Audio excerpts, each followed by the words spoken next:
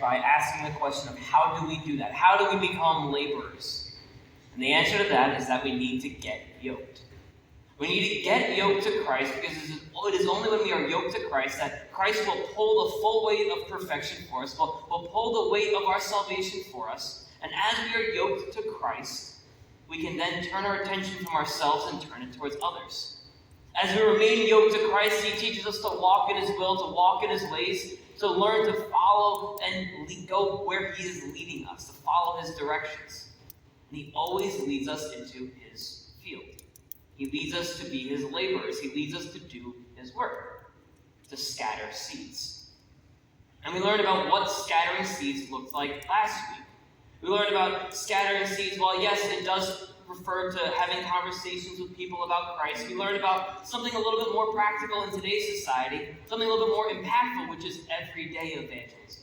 Which is that we scatter Christ's seeds in our everyday interactions through what we say, what we do, how we align our lives and our wills and our priorities to God's testimony. We want to live out a life that testifies to Christ in our daily interactions. And as we do that, we scatter Christ's seeds. Now, it is not our job to make those seeds grow. We're just to scatter them. But whether those seeds grow or not, whether people believe in Christ or not, that's not our job. Just to scatter the seeds.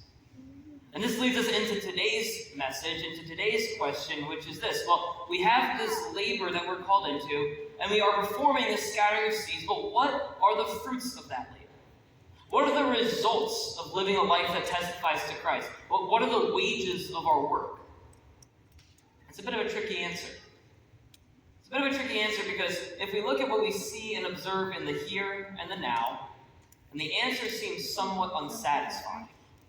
Because if we look and we try and see the fruits of our labor in the here and the now,